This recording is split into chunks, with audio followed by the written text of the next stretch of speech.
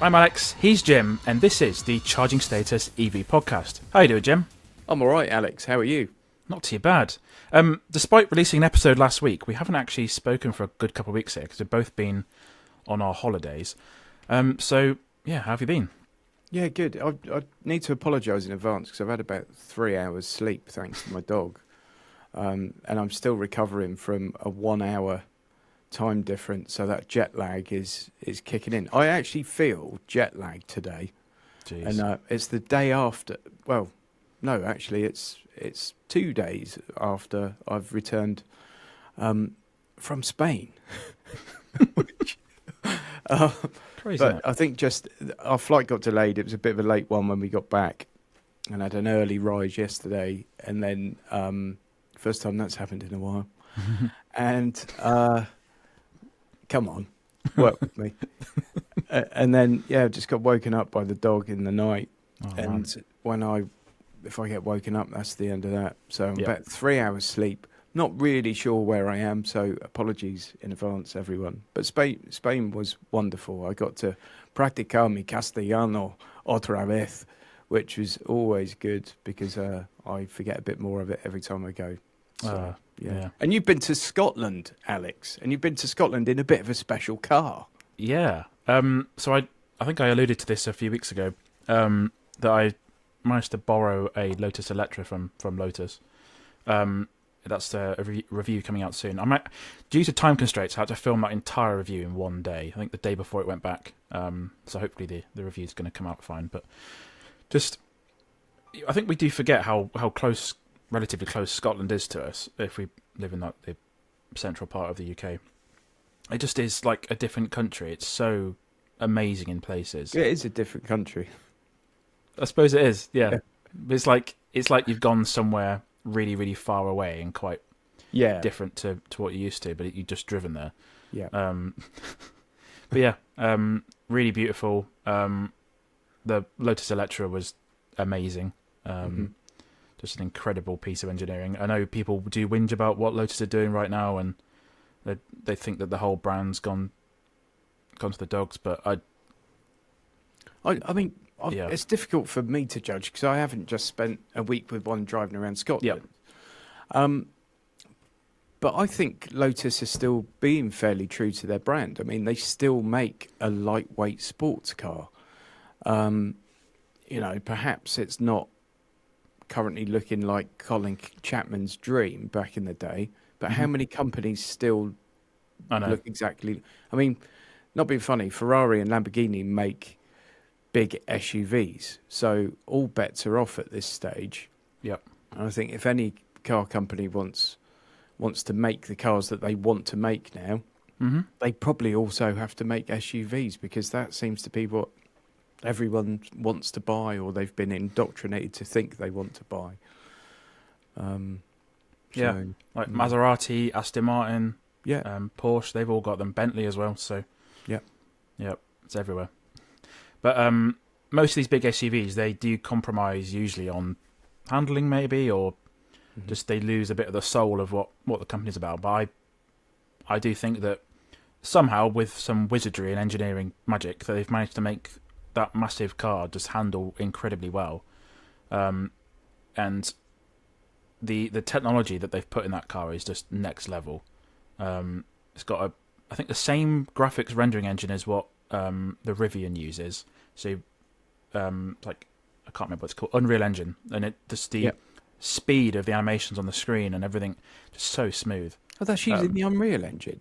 Yeah, which is from gaming, no? Fortnite. Yeah. Wow. Yeah, and the charging specs on that car, like I think I alluded to in the video, that the engineers have been allowed to make their dream EV in terms of specs.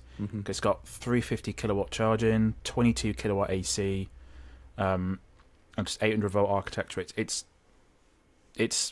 incredible. So yeah, really, really impressed with that. And I did have quite a few people come up to me when I was charging it and asking what it was.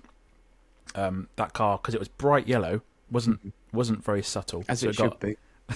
It did get a lot of looks and stuff. So yeah, review for that should be out in the next few weeks, I think. So yeah. Do you know what?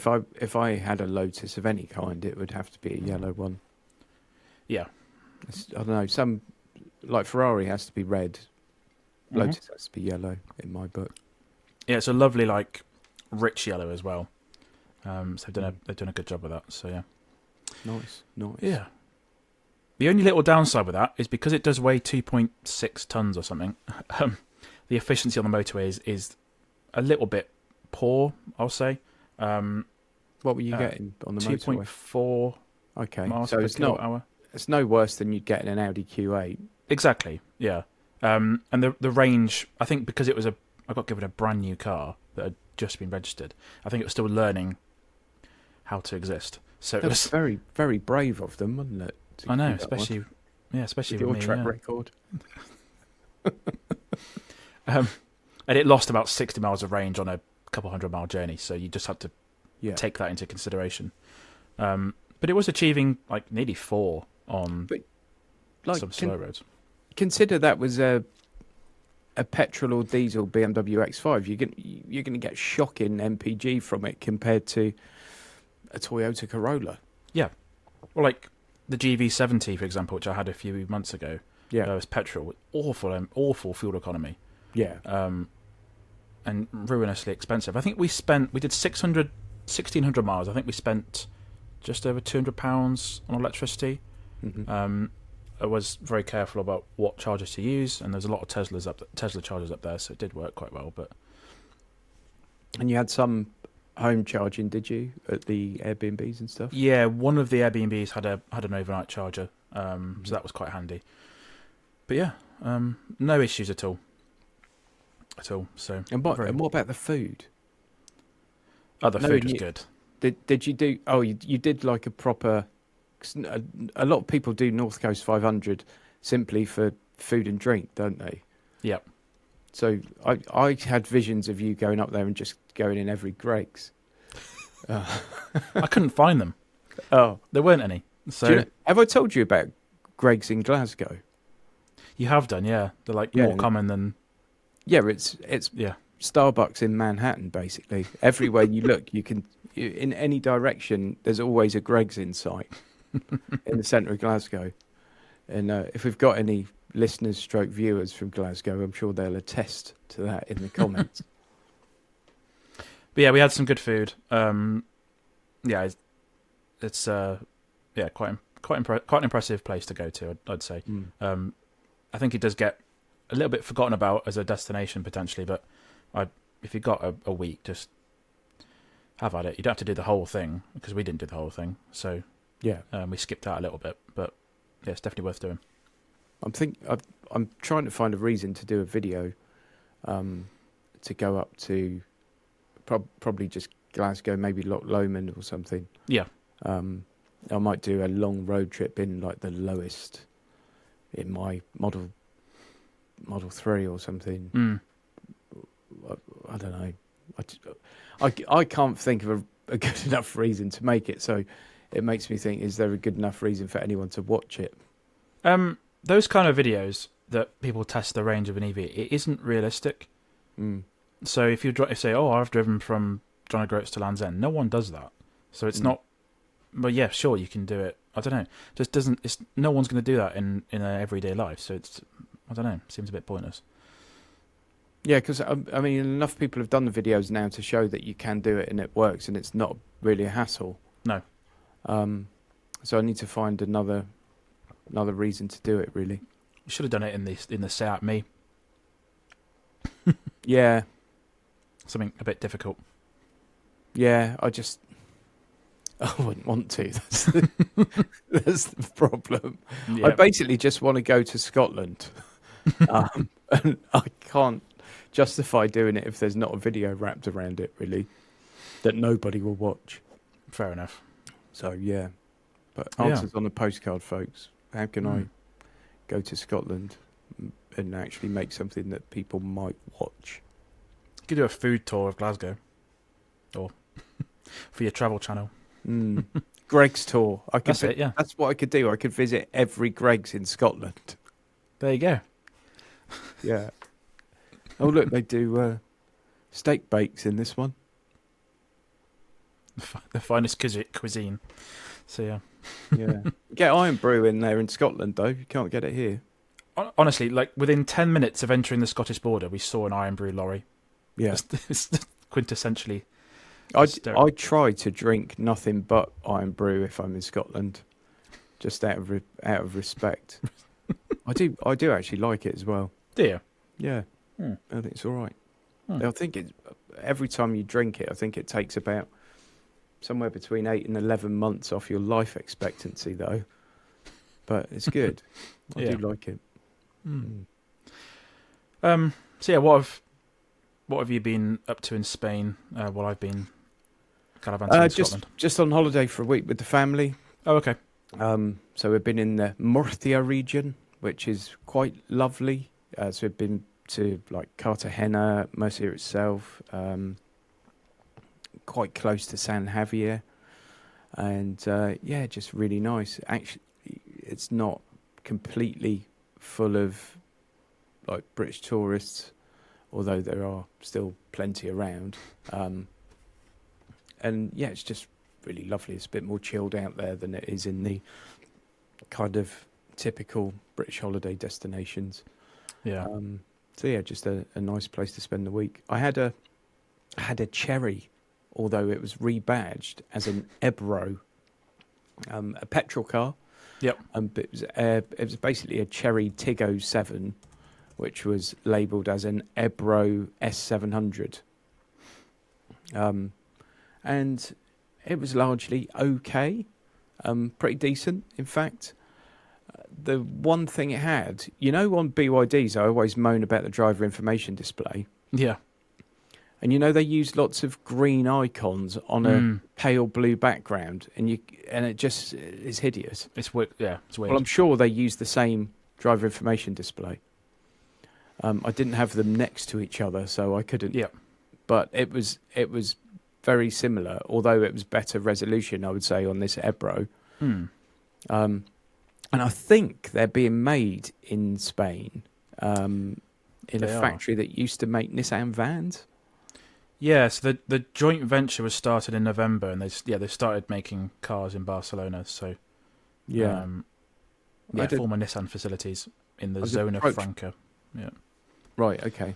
Yeah. I was approached by an old man in the street and had quite a lengthy conversation with him in Spanish. Obviously, I'm not as adept at Spanish as I once was, and he had probably the most challenging accent I've ever come across. So it was interesting. I'm not entirely sure if we had two separate conversations. I think he was telling me he used to work at the factory. Right. And I said, was it making Nissan vans then? And he said, yes. But I'm not sure if it was him or he was talking about someone else, because he was missing the end out of every word. And if you miss the end off the word in Spanish and you don't know the context, you've got no idea what someone's saying. Oh, right. So it was an interesting exchange, but he seemed delighted with the conversation, shook my hand and left. So I'm guessing it went well, and I didn't say anything too offensive. Yeah. Yeah, I had a little look at that car on the internet, and yeah, it looks very, very similar inside to the Chery versions. It's nice to see them utilising like Spanish factories still, because Seat and the Volkswagen Group are still doing that, so it's quite a nice thing to do. So yeah. I might be going to a launch of that car in the UK very soon. Oh, there we go. But possibly under the Chery badge rather than the EBRO one. I don't know if they'll do an EV version of it, but they seem to be very much invested in that whole group. Seems to be very much in the hybrid side of things at the moment, and that super hybrid system does seem very impressive. So we'll have to wait and see, but you have to think they could probably come out with quite a decent electric version of the car if they tried. Yeah. And the same note, the car seems solid. So yeah. On that same note, when I was up in Scotland, I saw a lot of Jaecoo 7s. Yeah. And Omoda 5s, the petrol ones. They seem very, very popular up there. I guess pricing reasons. I'm not really sure, but it just seems quite a popular model. I also did notice there was a heck of a lot of BYD Seal U's that were rentals. Right. A lot. That seemed to be the most popular rental car up there. All 25 plates, all the same stickers in them. So I think BYD have done some sort of deal with maybe the airport rental companies, but it seemed like a solid choice. Hertz had the. If you get a car from Hertz at the moment, they're almost certainly going to say, "Congratulations, sir! You've got an upgrade. Here's a Polestar 2." Oh yeah, because they bought a gazillion of them. Yep. So yeah, I dare say they've done a massive deal. Yeah. And it's good for them. I mean, it gets people used to seeing the cars on the road, doesn't it? Yeah, it does. If someone tries it out for their week's holiday, they're like, "Oh, well, that car was quite nice, quite like that," and then they might go and buy one. So, sort of gets the brand out there a little bit more, and they do seem to be doing quite well, even though we are, I'd say, 2 and a bit years in to BYD in the UK, and they seem to have, gone gangbusters. So, pretty good. Yeah. What have you got in this week? I can't believe it's Friday already. On Monday, I had the XPENG G6 arrive. So that's XPENG's first car in the UK, and there is some more premium offerings coming very soon. So this is like a Model Y like car, basically. Very smart looking. I did actually have someone in a car park come up to me asking what the car was. They were quite impressed with how it looks. So I haven't had that for quite a while. The seats are really comfy. I'd say the tech's really, really good. Seems like a solid car. Quite impressed. Cool. Yeah. I think the design's too lazy. It's upset me. I think they've kind of lazily copied what was a massively selling car, but what was a fairly ugly car as well. Yep. And I don't know, when you're coming to market with a new brand, I think you've got a really great chance to impress and not come up with a Temu Tesla. Now, it could be better in every way. I don't know, because I haven't driven one, I haven't sat in one even. It could be better in every way, but when it looks so similar, it just, I don't know, it puts me off a car. I will get one in for review because I should. And I think some of the other stuff XPENG have got coming looks amazing. Yeah, they've got I went to the XPENG brand launch in London in January, I think it was, or February. They've got a MPV style device. They've got a saloon. They've also got some other stuff coming, and there was a brand new car announced yesterday, I think. Some sort of saloon in China, which is with quite a striking design. So they've got more stuff coming. Crazy coupe. It looks. I think so. Yeah. Or saloony. Yeah. It looks great. That thing. Yep. And I think when you've got that in your locker, and you're going to come out with something a bit bold and brave and why gives a Temu Tesla as your first one? Like, what's that telling you about the brand? It's like a mixed message, really, and they've almost, I don't know, but that's me. It could be a wonderful car. I'm just a bit fed up of unoriginal design. Yeah, I can see that. To be fair, yeah, I've got the MG5S coming on Monday. MG5S. Oh yeah. Yes, we've got looking forward to that. Should be quite good. It looks quite good on paper, I think. The numbers and everything look good. Oh yeah. And certainly when I had the last HS, I was really impressed by the interior feel and the interior quality compared to, what we'd seen from MG in the past. Yeah, I know. So I think that could be a very interesting one. And I don't know, MG does impress me as a brand, even though, some of those driver assistance systems occasionally try to take your life. And occasionally in something like the first MG4, I had a footrest for your left foot. fell off within the first 10 miles of me driving it. Yeah. Aside from that, I think they've actually done really well because they've put out cars that kind of meet a need, and they've done it at a really good price point, but haven't cut so many corners. And if a bit of trim comes loose on one of your cheapest cars that's completely sort of groundbreaking at the time it came out, the MG4, and a base trim car, rear wheel drive, really good range, all that kind of stuff, I think that can be forgiven. Yeah. And I think we're starting to see now probably where the interiors are getting better. The new IM stuff looks incredible. Yep. So I'm quite excited about MG. Yeah, fair enough. I haven't driven an MG EV for a little while. I think first car I reviewed actually was the MG4.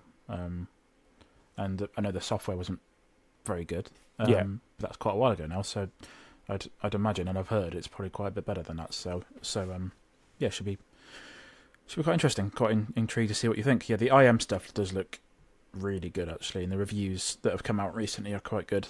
So it's all quite interesting. I know you've done some content on the electric car brand. Have you seen all the brands that have just jumped ahead in terms of offering their own discounts? Yeah, but a lot of it is a nonsense. Yeah. Just seems to grab a lot of headlines, doesn't it? So you got the and that's obviously what it's there to do. Yeah. But a lot of it is a bit of a nonsense.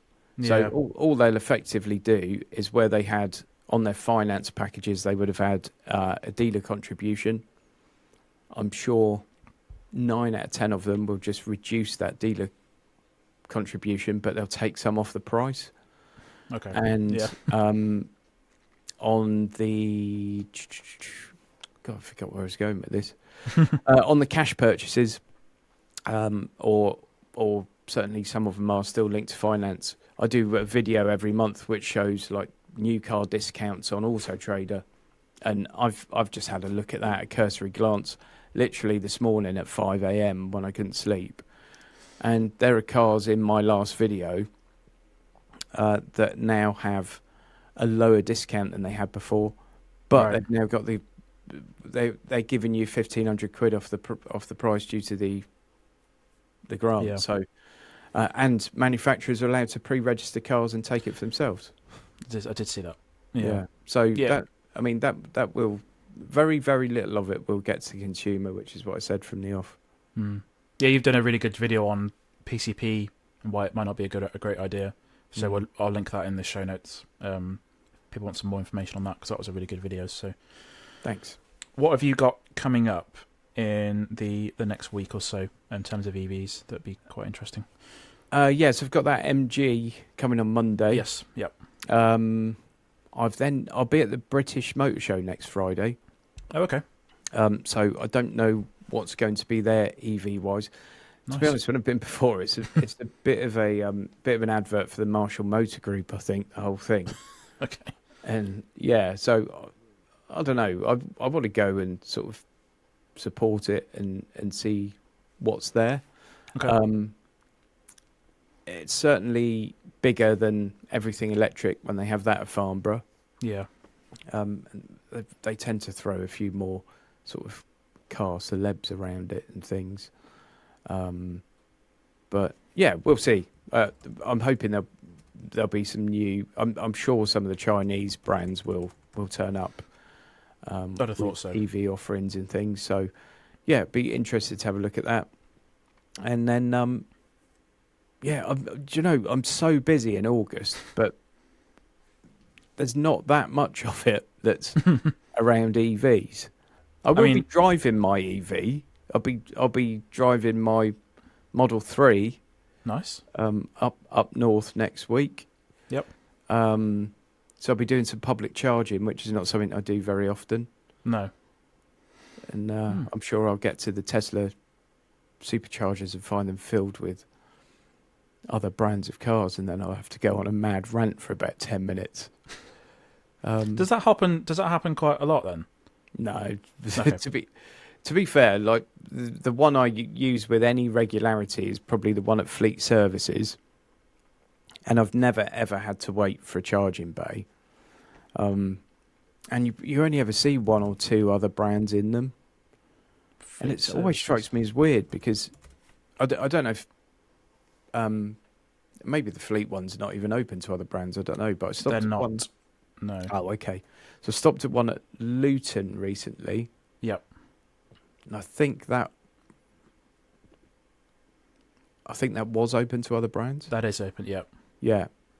So that had, I'm sure it was about 50% other brands in it. Yep. But there were still empty Tesla ones and people plugged into something else nearby. I've noticed this. It's weird because I don't know if they're like part of the anti-Musk crew or something, or if they just don't know. But I think it's a bit of pay double over there. I think it's a bit of they don't know. So Gloucester Services, for example, has got their own brand of chargers, which are like 64p or something, directly opposite the Tesla ones. And whenever I've been there in the last few months and stuff, you just see you do see people using the Tesla ones, but you do see a lot of people using the other ones. I just think they just don't know, because I think the problem is that motorway services, the Welcome Break group, have got this very anti-competitive sort of clause that if Tesla chargers are going to be at their services, they can't be open to everyone, and they have to install the V3s because they want to protect the Apple Green, because they own Apple Green or Apple Green own them or something. So there's that bit of stuff going on. So that probably confuses people. But I think at the moment people just aren't that aware, and then those who do know just use them. It's very easy to see where they are, because the Tesla app, if you don't own a Tesla, just shows the ones that are open to everyone. And actually, when I was in Scotland in Fort William, there's only 4 chargers there. They're V2s, I think, or V3s. There's only, as I said, only 4, but at one point, every one of them was used by non-Teslas, so me included. Right. So it sort of goes straight. But that is the kind of the only affordable option in that town. Yeah. Everyone else is just bonkers expensive. So, just I don't know. What kind of pricing is out there now on the others? Have any of them come down significantly, or are we still 80, 90p? Do you mean the other brands? Yeah, of chargers. I did use BEV on the way up to Scotland on last week, and they're doing 50p per kilowatt hour at certain of their locations in the day, and then overnight they're doing 25p. Oh, that's right, only if you use their app, which is fair enough. Right. And I think they're usually 70p at other locations. Instavolt is still 89p, which is just offensive. Actually, I think the Porsche chargers are now £1.09, which is bonkers. Mind you get it's much cleaner electricity. Oh yeah, it's better quality, isn't it? Yeah, it's like super unleaded. Oh yeah. You know? Yeah. I mean, if you don't want to put that leaded electricity and you want the unleaded stuff, yeah, it makes your car run faster as well. 9p. It's pretty offensive, to be honest. And I think grid serve is 79p still. Yeah, that gets me. Like, I think you'll go past it on the way to where you're going, but Frankly Services, that's another one. They got the grid serves right next to the services, and they're 79p whatever. But the very, very back of the services is the Tesla ones, and that has a good mix of people using the Tesla ones because there's loads of them. Right. Again, back to the point we were talking about. I think just people just don't know still. I always find it weird as well when, like at Fleet, there's Tesla and then 2 other brands. Yeah. And you'll see people in like the more expensive one. Sometimes with that, what it might be is that they've got an all-star card. Oh yeah, I guess, yeah. And they can only use certain brands. That might be why. But I'm not, as you can tell, I'm not particularly clued up about public charging at all because I do it so rarely, and I'm not that interested because I use it really rarely. I saw you've got a smart meter now. Oh yeah.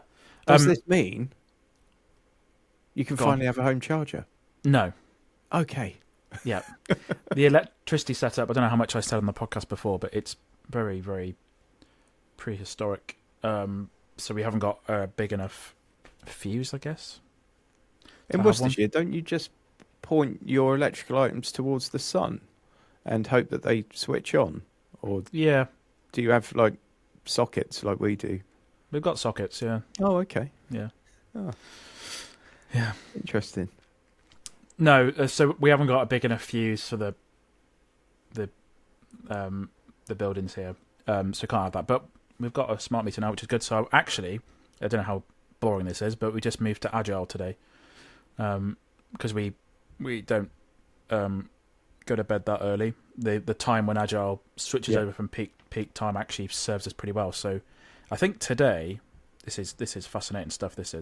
I think today from 10 a.m. onwards, it's basically 1p, and then it goes down to like negative pricing this afternoon. So, okay, yeah, nice. No, we still got the 3-pin charger for the car. So, yeah, which is amazingly good actually. It's surprising how much charge you can add in a few hours. Yeah, that's what I used to use when I had press cars in and stuff before I had, an EV of my own. It's fine, and it always got me by really. Yeah, it's perfect. Yeah, it's absolutely fine. Yeah, no problems at all with that. Oh yeah, before we finish, actually, I did a video because we haven't recorded an episode in about a couple of weeks. A couple of weeks ago, I released a video on my main car channel where I went down to Hemel Hempstead, and actually a friend of the channel, a friend of the podcast, Graham Cobb, he knows this guy Hi, Graham. Hi Graham. He knows a guy called Grant who there's this marina in Hemel Hempstead where there's a load of houses surrounding these canal boats are, and obviously no one can charge there because no one's got their own driveway, and this guy is going out of his way to offer charging for a lot of these residents at quite an affordable rate actually compared to what you would pay. Yeah. I think it's 37p per kilowatt hour for the residents, and he's trying to work on getting that cheaper and cheaper for people once he's gone past the initial investment, I think he was saying. So yeah, I thought that was quite an interesting little video to film, and I made the point of showing how expensive it would be in London with a particular EV6, I think I said, how much it would be with a 7p tariff and then how much it would be with the tariff that Grant's doing. So yeah, link that one in the show notes as well. I will do. So I thought that was quite a good one to do. Yeah, it sounds like a really happy story, like someone trying to do something to help other people. Yep. Not necessarily for personal gain. Exactly. And he just wants to get it cheaper and cheaper because he was saying that he was seeing people with extension leads out their windows at one point, which is it's crazy, ridiculous. isn't it? So yeah, I think more needs to be done in that space really. So yeah, definitely, and I think it's people like that take the bull by the horns and actually take some action that then encourage other people to do things like that. So hats off to him. Yeah, nice one. Where can people find you, Alex? They can find me at The Interface Cars on YouTube and my website, theinterface.uk. But also, this podcast is available on all of the podcast platforms and including YouTube as well. What about you? Go to notaguru.co.uk, which is my website. It's not very good, though, so probably just go to the YouTube channel, which is definitely Not a Guru, or follow me on Instagram, X, or Twitter, or the Facebooks. And all those kind of things. Every little helps. Yep. Nice one. Yep. Thanks for listening. Thanks for watching. And we'll see you again next week. Bye-bye. How do you usually finish this? I've forgotten. We've had literally 2 weeks off. We used to do this once a month. And we've had 2 weeks off. And we seemingly have both forgotten how to do it.